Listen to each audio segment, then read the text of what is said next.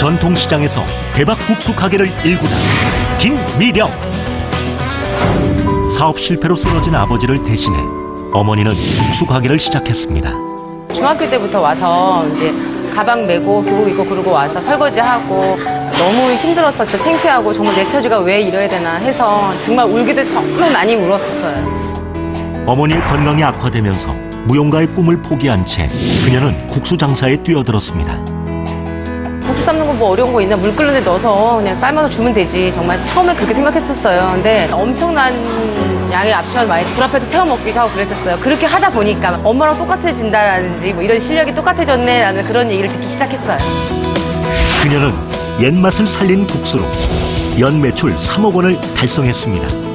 국수로 인해서 힘든 시간을 모든 걸 다 이겨낼 수 있었고 양가 가족 다 그걸로 먹고 살 수 있고 그래서 우리 가족이 함께 즐겁게 잘 살 수 있는 게 행복인 것 같아요.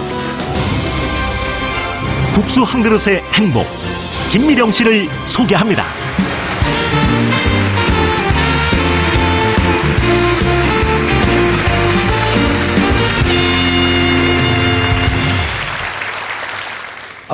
화면에서 지금 이렇게 뵀을 때 그 일하실 때 모습하고는 지금하고는 또 전혀 다른 모습이세요. 아, 예. 네. 제가 평소 때는 그냥 국수 아줌마지만요. 네. 오늘 이렇게 많은 분들 앞에서 쓰는데 네. 이게 이렇게 입고 나와야지 예의일 것 같아서. 하여튼 오늘은 저 지금 화면에 나오실 때 바쁘실 때 모습하고는 전혀 다른 모습이시고요.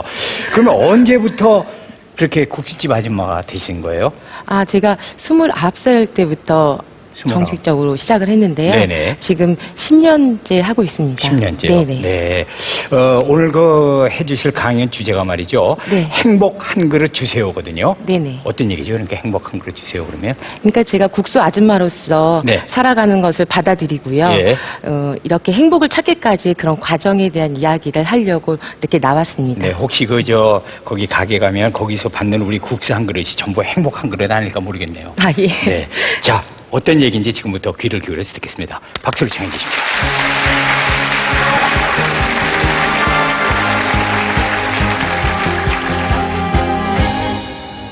안녕하세요. 저는 김미령입니다. 저는 전통시장에서 엄마와 함께 국수를 팔고 있습니다. 시장통 이 한가운데 자리한 가게라 고급 식당처럼 번듯한 주방 시설도 없고요. 매일 뜨거운 불 앞에서 국수를 삶다 보니 정말 여름에는 여름대로, 겨울에는 또 겨울대로 참 힘듭니다.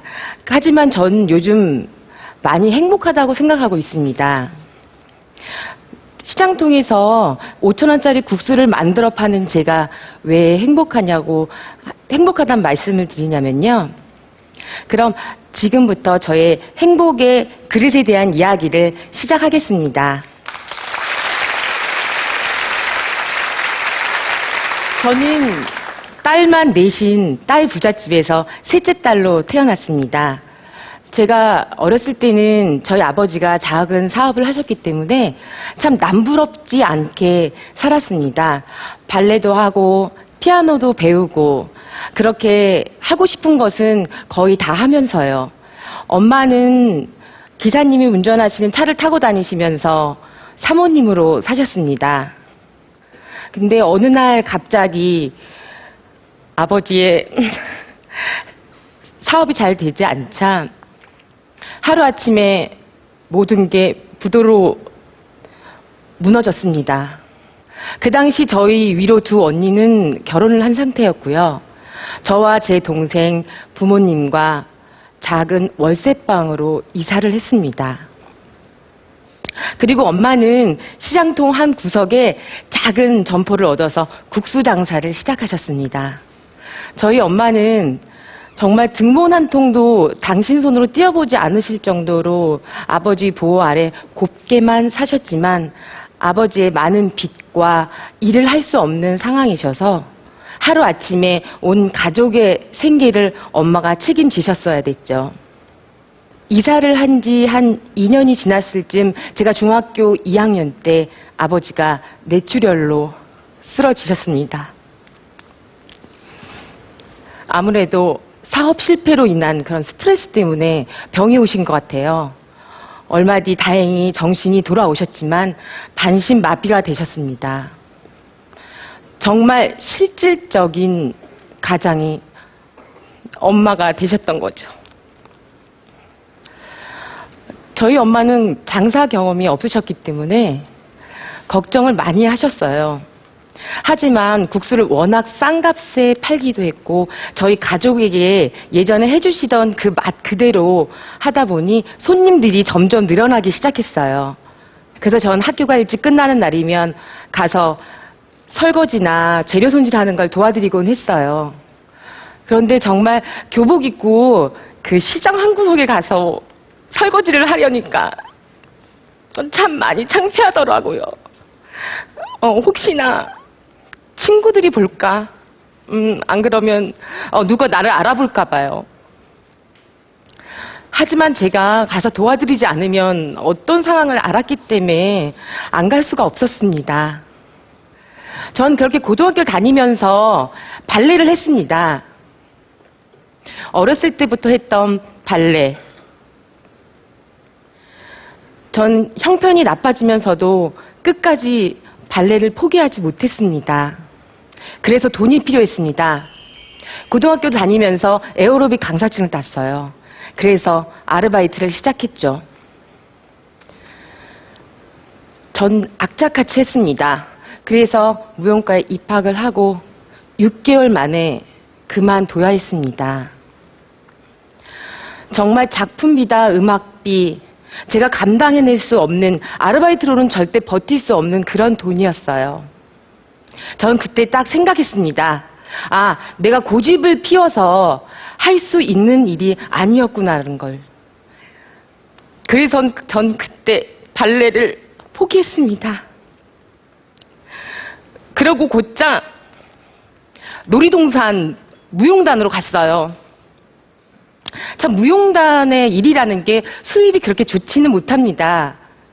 하지만 제가 꿈꾸고 열정을 가졌던 그 춤과 관련된 일을 하기 위해서는 바로 그것밖에 없었기 때문이죠. 근데 하루는 엄마가 이러시는 거예요. 얘 눈앞에 무슨 검은 점들이 왔다 갔다 이렇게 말씀하시는 거예요.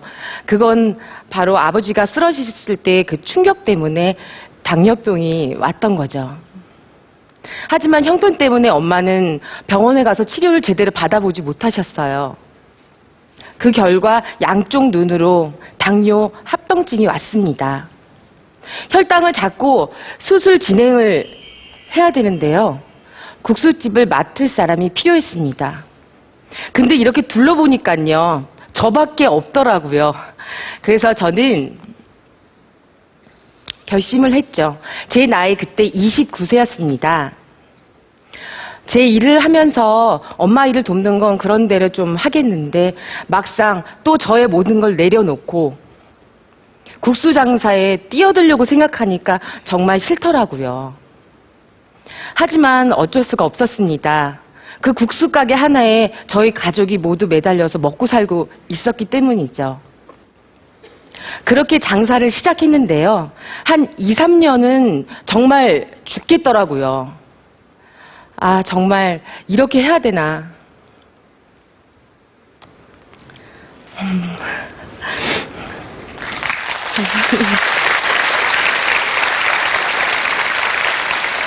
그 재래시장의 환경이라는 게 그렇게 쾌적하지는 못합니다.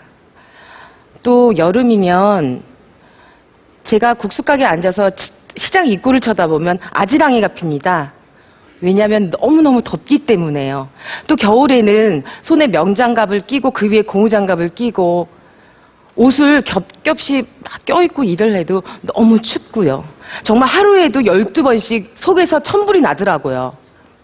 아, 정말 내가 잘난 것은 참 없는 사람인데 이렇게 젊은 나이에 그 지하실 그 구석에서 국수를 삶고 있으려니까 정말 화도 나고 창피하기도 하고 인정할 수가 없었습니다. 또 환기가 잘 안 되는 곳에서 불을 피우면서 일을 하다 보니까요. 재래시장에서 나는 그 특유의 그런 냄새가 붑니다. 제가 어렸을 때 엄마가 시장에서 일을 하고 돌아오시면 늘 엄마에게서 나는 그 시장 냄새가 너무 싫었습니다. 그런데 그 국수 냄새가, 그 시장 냄새가 저한테 난다는 생각을 하니까 참 괴롭더라고요. 그래서 앞치마를 몇 번이서 집어 던지고 뛰쳐나가고 싶었지만 참았습니다. 아, 내가 이러면 우리 가족들은 어떡하나 하는 생각이에요. 그래서 저는 버텼습니다. 제가 좀 잘 버팁니다. 그렇게, 잠깐만, 조금만. 네, 죄송합니다.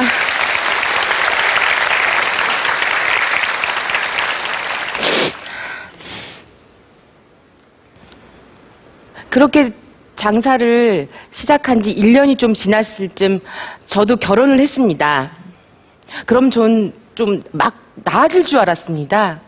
하지만 상황은 그렇게 나아지지 않았습니다. 시댁의 사정도 그렇게 쏙 좋은 편도 아니었고 남편이 하는 일마다 잘 되는 일도 없었거든요. 전 그래서 남편에게 말했습니다. 우리 같이 국수 장사 하자고요. 이렇게 해서는 양쪽 부모님 모시고 아이들 낳아 키우면서 절대 잘 살아갈 수는 없다고요. 그때부터 남편은 국수집으로 출근을 했습니다. 저와 남편 그리고 친정엄마 온 가족 모두 정말 옆도 앞도 한번 쳐다볼 시간 없이 저희는 열심히 일했습니다. 저는 저에게 가장 힘들었을 때가 언제냐고 물어보면 전 임신했을 때를 이야기하고 싶습니다. 배가 이렇게 불러서 국수를 삶다 보니까 앞치마에 불이 붙는 거예요. 그래서 저는 앞치마에 불을 끄느라 여러 번 소동이 벌어지기도 했고요. 앞치마 여러 개 태워 먹으면서 아이 낳는 날까지 장사했습니다. 내일이 예정일이다 하면 오늘 저녁처럼 이렇게 마지막 손님이 국수를 드시고 계셨어요. 근데 진통이 오기 시작하는 거예요. 예정일은 내일인데. 그래서 손님한테 말씀을 드리고 병원으로 갔습니다. 그래서 아기를 낳았습니다. 그렇게 장사를 하다 보니까요. 손님들이 눈에 들어오기 시작하더라고요. 엄마의 국수 맛을 기억하시고 멀리서 찾아오시는 분들, 그리고 또 정말 좁고 더운 그런 시장 한 구석에서 국수를 드시고 정말 맛있게 먹었다고 말씀하시면서 만족해 하시고 행복해 하시는 그런 모습을 보면서 장사를 하다 보니까 저도 조금씩 마음이 바뀌기 시작하더라고요. 제가 국수를 본격적으로 시작한 지 10년, 그리고 엄마가 하셨던 것까지 같이 계산하면 25년째 그 자리에서 하고 있습니다. 엄마와 제가 지금도 장사하면서 꼭 지키는 한 가지가 있습니다. 그건 바로 오늘 한 것처럼 내일도 변함없이 하자입니다. 손님들이 많이 오시건 적게 오시건 항상 똑같은 마음으로 대하고요. 맛과 재료를 변함없이 유지하는 것입니다. 그 까닭이어서 그런지 저희 집 손님들은 2대째, 3대째 손님들도 오십니다. 그리고 수십 년간 오신 단골 손님들이시고요. 그렇게 장사를 하다 보니 손님들도 저희 마음을 알아주시는지 지금도 장사가 잘 되고 있습니다. 제가 5,000원짜리 국수를 만들어서 파는데요. 입소문이 나다 보니까 체인점을 하자는 분들이 많이 제의를 하십니다. 그러면 돈을 많이 벌 수 있다고 하더라고요. 하지만 저희는 모든 것을 거절했습니다. 저와 엄마 그렇게 직접 손님들에게 국수를 삶아드리고 그 국수 맛있게 드시는 모습을 볼 수 있는 정도의 규모의 가게가 저희에게는 적당하다고 생각하기 때문입니다. 저의 어릴 적 꿈은 발레리나였습니다. 그러나 지금은 반짝이는 옷 대신 앞치마 입은 국수 아줌마가 되어 있지만요. 스스로를 한 번도 불행하다고 생각해 본 적은 없습니다. 제가 정성껏 만든 국수 한 그릇 때문에 우리 가족이 모두 먹고 살 수 있고 아이도 낳고 이렇게 모여서 열심히 땀 흘리며 살 수 있게 되었기 때문이죠. 여러분들은 어떨 때 행복하시나요? 남들은 저를 보기에 그저 시장에서 국수 삶는 아줌마이지만 시장에서 국수 삶는 아줌마라서 저는 행복합니다. 지금까지 저의 이야기를 들어주셔서 감사합니다.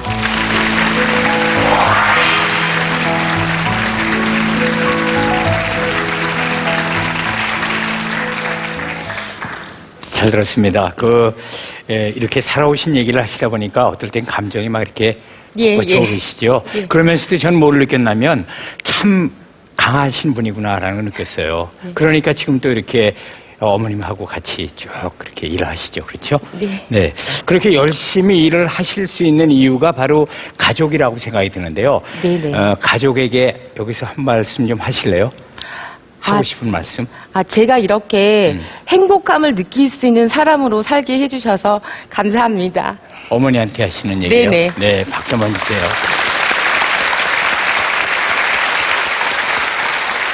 어머니 오늘 이 자리에서 지금 지켜보시고 계세요? 네네. 어머님이 너무너무 마음이 흐뭇하실 것 같아요.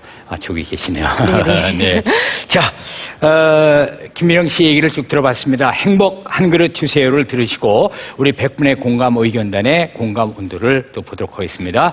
버튼 티셨죠? 이제 자, 버튼을 표시해 주세요. 버튼 눌러주세요. 보겠습니다. 김미령 씨의 행복 한 그릇 주세요. 강연의 공감 온도 보겠습니다. 공감 온도는 자, 지금 이 시간에도 또 손님들이 기다리고 있을 수도 있는데, 네. 자, 공감온도 올라갑니다. 95도가 나왔습니다. 네. 잘 들었습니다. 하루 1000배로 뇌성마비를 극복한 화가 한경혜. 강연 주제 1000배의 기적의 공감온도는 97도. 문제아 출신의 떡 명장 최대한. 강연 주제 이게 웬 떡의 공감온도는 94도. 전통시장의 행복한 국수 장수 김미령. 강연 주제 행복 한 그릇 주세요의 공감온도는 95도였습니다.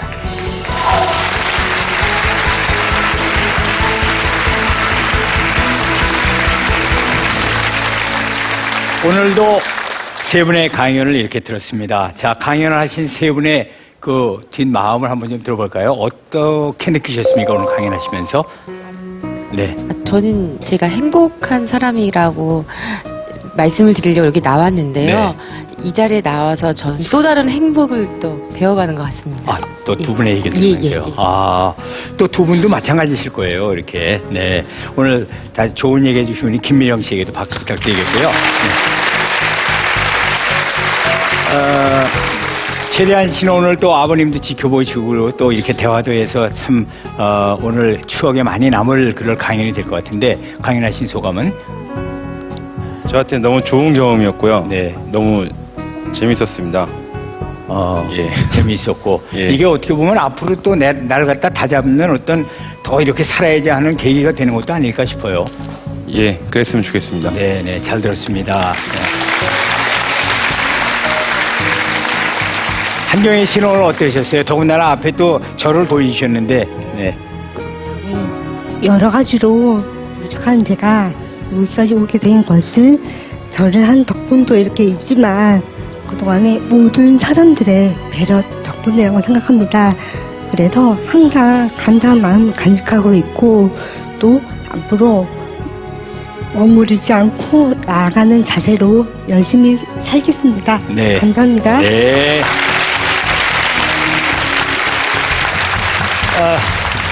여러분 오늘 강연 뵙듯이 어떠셨어요? 이렇게 마음에 드셨습니까? 저희는 다음 주에도 여러분에게 위안이 되고 또 희망을 주는 이야기로 찾아뵙겠습니다. 오늘 강연 뵙듯이 여기서 인사드립니다. 감사합니다.